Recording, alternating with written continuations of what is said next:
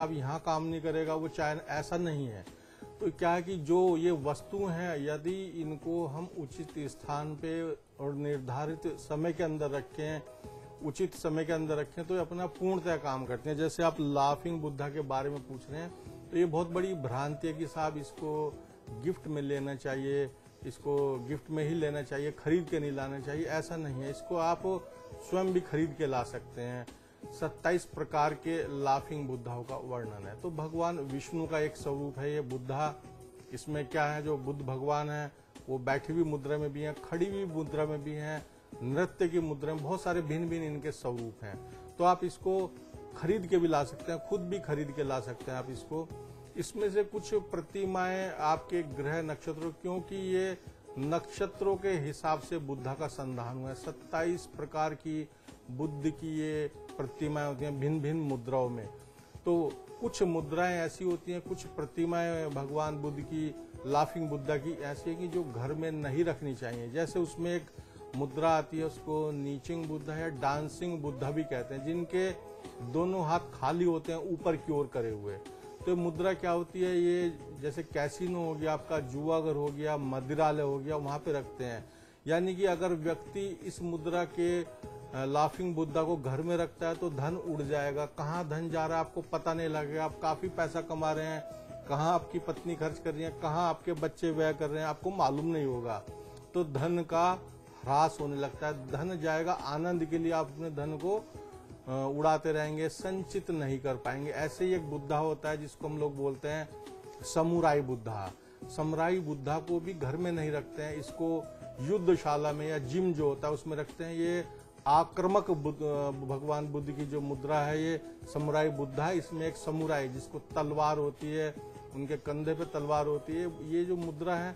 तो इस प्रकार के बहुत सारे बुद्धा हैं कि जो हम घर में रखते हैं, कुछ ऐसे होते हैं जो हमें घर में नहीं रखने चाहिए। जी पंडित जी, मैं आपसे ये भी जानना चाहूंगा कि हम जब ब्रेक पर जाने से पहले चर्चा कर रहे थे प्रवेश द्वार की। घर का जो प्रवेश द्वार होता है काफी अहम होता है। प्रवेश द्वार के बाहर कई लोग सर ये गलती कर बैठते हैं कि कूड़ा गेट के बाहर रख दिया, या बाहर कूड़ेदान में पूरी रात रखे रहने दिया, चलो सुबह जो है आएंगे और इसको ले जाएंगे। लेकिन इस दरमियान वो कूड़ा या गंदगी घर के वातावरण को कितना दूषित करती है, कितना नुकसान पहुंचाती है। देखिए, हमारे ज्योतिर्विज्ञान, हमारे वास्तु विज्ञान में भी ब्रह्मांड की एक ऊर्जा होती है। फेंग शुई में उस ब्रह्मांड की ऊर्जा को ची बोलते हैं। ची के दो स्वरूप, एक उसका नेगेटिव और पॉजिटिव, यानी कि एक ऋणात्मक स्वरूप और एक सकारात्मक स्वरूप है। एक उन्नति कारक है और एक उन्नति को नाश करती है, बाधा पहुंचाती है, रोगों की उत्पत्ति करती है। तो जो ची है, नेगेटिव ची, रात में काफी हावी हो जाती है। अगर वो कूड़ा आपका घर के बाहर रखा हुआ तो उसमें से जो नेगेटिव ची निकलेगी आपके घर में प्रवेश कर जाएगी। ऐसे ही काफी लोगों को आपने देखा होगा कि रात में जो वस्त्र बाहर सुखा देती हैं महिलाएं, वो पड़े रहते हैं रात भर। उस पे क्या होता है, नेगेटिव ची हावी हो जाती है, उसका प्रभावशाली हो जाता है। यदि आप 15 दिन ऐसे करके देखेंगे तो आप रोगी हो जाएंगे, आप मानसिक रोगी हो जाएंगे, या आपके शरीर में विकार आने शुरू हो जाएंगे। तो क्या है कि उसी के अंतर्गत आता है, इसको हम बोलते हैं जहरीले बाण, जो आपके बाहर होते हैं। घर से बाहर ऐसी वस्तुएं हैं, जैसे आपको बतलाया, जिसमें आ गया आपका नाला आ गया, गंदा कूड़ादान आ गया।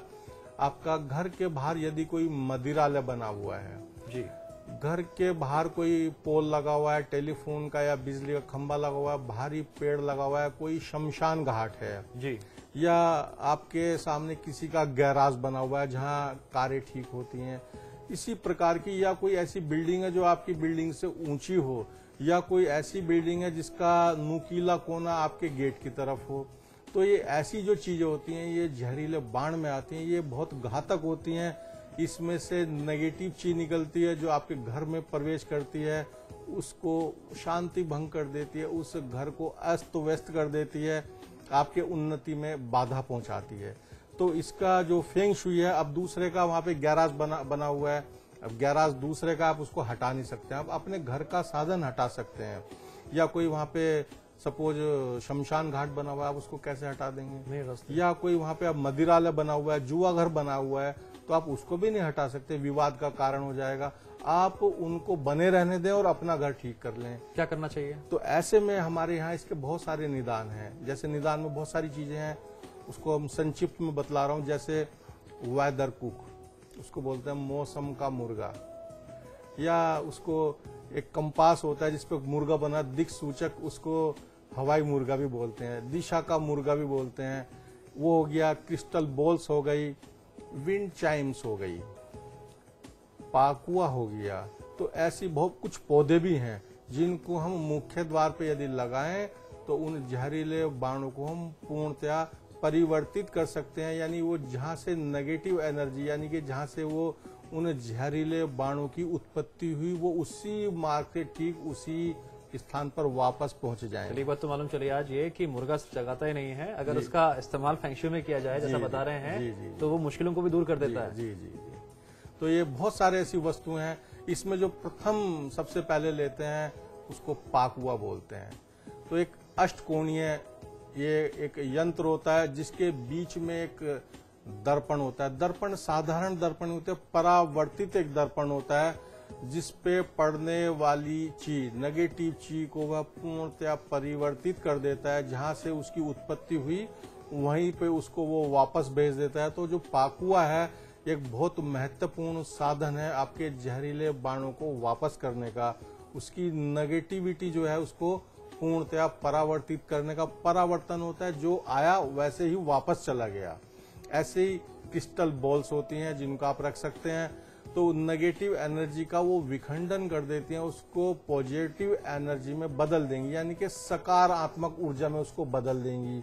ऐसे कुछ पौधे भी होते हैं जिनको हम रखें तो वो उस पॉजिटिव नेगेटिव एनर्जी को क्या करते हैं, वो अपने अंदर शोषित कर लेते हैं, मर्ज कर लेते हैं। जैसे आपने तड़ी चालक, विद्युत का एक तड़ी चालक होता है जो घर पे लगाते हैं छत के ऊपर, आकाशीय नेगेटिव एनर्जी को धरती में पहुंचा देता है। ऐसे ही वो पौधे करते हैं, बाहर की नेगेटिव एनर्जी, बाहर की ऋणात्मक ऊर्जा का वो शोषण कर लेते हैं, उनको खत्म कर लेते हैं। आपकी बातों का जो असर है वो कॉलर्स पर पड़ता हुआ दिखाई दे रहा है, दर्शकों पर पड़ता हुआ दिखाई दे रहा है।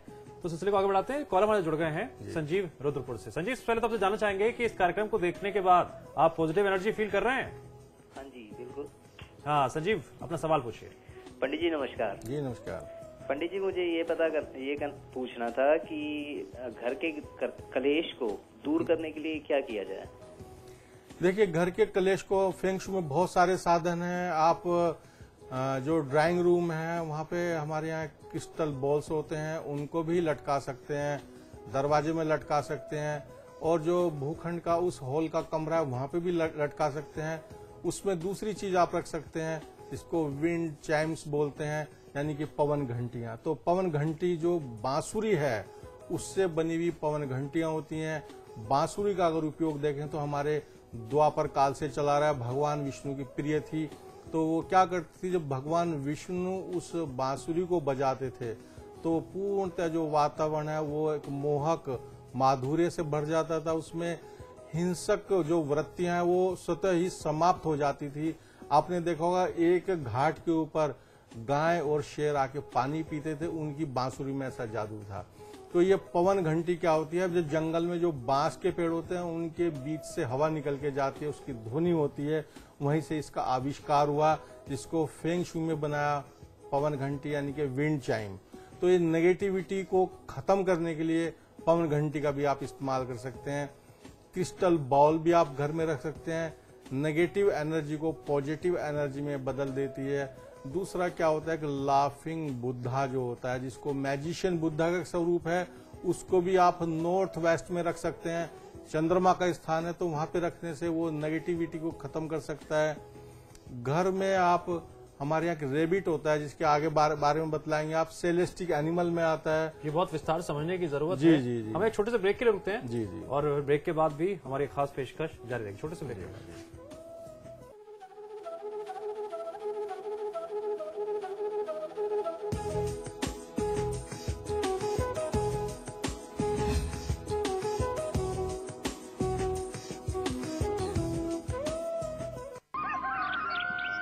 काका वो कल आ रही है। कल? अरे वाह। दादी दादी दादी, अरे दादी सुनो, वो भोल जो गाड़ी। ए काकी, वो गाड़ी भोल है रचो। अच्छा। हाँ। अरे बच्चे क्यों भाग रहे हैं? अरे कहाँ भाग रहे हो भाई? अरे कौन आ रही है काका? अरे कल पास में ही सचिन चिकित्सा की गाड़ी आ रही है। सचल? ये सचल क्या है? चलता फिरता अस्पताल। ये गाड़ी हर महीने यहाँ पे स्वास्थ्य कैंप लगाएगी। स्वास्थ्य कैंप? और इसकी जानकारी सीएमओ के निर्देशानुसार प्रधान एएनएम बहन जी देती हैं। भाई वाह।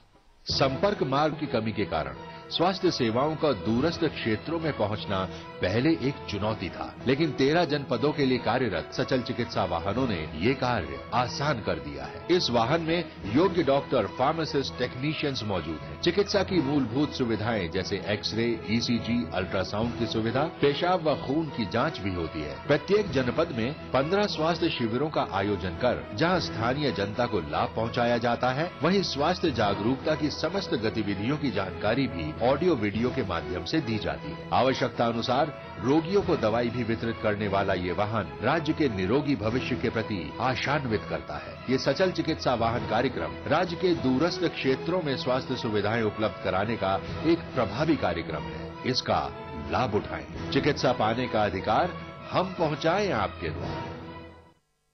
शेक पिएगा? पर बनाएगा कौन?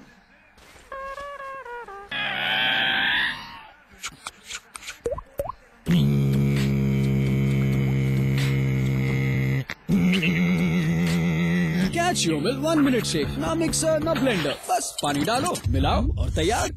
कैचियोमिल 1 मिनट शेक, मैंगो, चॉकलेट, केसर, बादाम और रोज फ्लेवर्स में।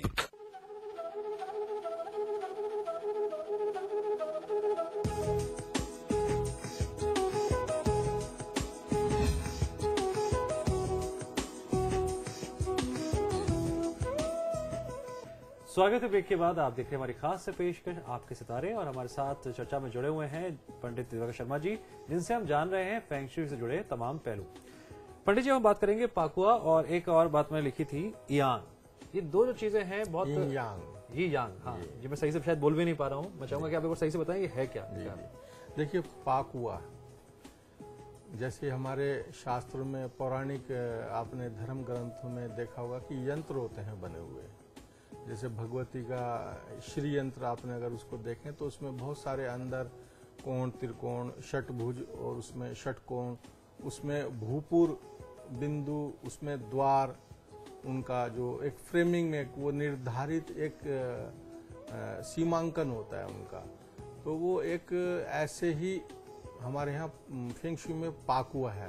तो क्या होता है उसमें, ये क्या करते हैं कि आपके जो पॉजिटिव एनर्जी है उसको विस्तार करते हैं, उस सूक्ष्म पॉजिटिव एनर्जी को विस्तार करते हैं, और जो खराब ऋणात्मक ऊर्जा है, जो नेगेटिव ऊर्जा है, जो नेगेटिव चीज है आपकी चीज की, उनको नष्ट कर देते हैं।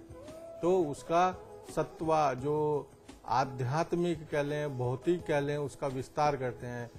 यंत्र होते हैं ऐसे ही। यंत्र देखें तो वो जो पाकुआ है वो भी एक प्रकार का यंत्र है, जो अष्टकोण होता है, जिसमें टाइग्राम बने हुए होते हैं अलग अलग दिशाओं में। उनकी भिन्न भिन्न दिशाएं होती हैं और भिन्न भिन्न रंग होते हैं, उनके रंगों का भी समायोजन होता है। जो पाकुआ का जो निर्धारण होता है, उसके मध्य भाग में एक अष्टकोणीय शीशा भी होता है। वो विशेष प्रकार का एक परावर्तित शीशा होता है। उस पे किरणें या जो जहरीले बाण है, या उस पे जब नेगेटिव ऊर्जा आती है तो उनको पूर्णतया उसी स्थान पे परिवर्तित कर देता है। उसको घर के बाहर की तरफ लगाते हैं। हमेशा जो पाकुआ होता है उसको बाहर लगाया जाता है। उसका दूसरा स्वरूप जिसको बागुआ कहते हैं, सेम इसी प्रकार का होता है। उसमें आजकल गणेश भी बनाने लगे, उसमें भगवान शिव की भी फोटो आने लगी, और उसके बीच में एक चिन्ह बना होता है। आपने देखा होगा, दो मछली की तरह काला और सफेद, ऊपर नीचे गोल गोल होते हैं, और बीच में एक बिंदी होती है। उसको यिंग यांग बोलते हैं। काला मीन्स नेगेटिव एनर्जी, सफेद means positive energy. Feng shui में क्या है कि नेगेटिव और पॉजिटिव एनर्जी का संतुलन ही यिंग यांग कहलाता है। अगर आप उनको संतुलित कर दें, यानी कि जैसे दिन रात, जीवन और मृत्यु, अमृत और विष, इनको आप संतुलित कर दें तो जीवन आनंदमय हो जाएगा। तो क्या है कि ये पद्धति है नेगेटिव को पॉजिटिव में बदलने की और उनका संतुलन बनाने की, जिसको हम नेगेटिव ऊर्जा को पॉजिटिव ऊर्जा में कन्वर्ट कर देते हैं, बदल देते हैं, उनको संतुलित कर देते हैं। तो इस पद्धति को, इस चित्र को बोलते हैं यिंग यांग। जी पंडित जी, धन वृद्धि और समृद्धि जीवन के बहुत बड़े पहलू हैं, क्योंकि जिंदगी की आपाधापी में, भागम भाग में शायद हर कोई इन्हीं चीजों के पीछे भाग रहा है, इन्हीं चीज की प्राप्ति के लिए कि घर जाए, सुकून मिले, शांति मिले, समृद्धि मिले, धन की प्राप्ति हो, जो हमारी इच्छा है वो पूरी हो।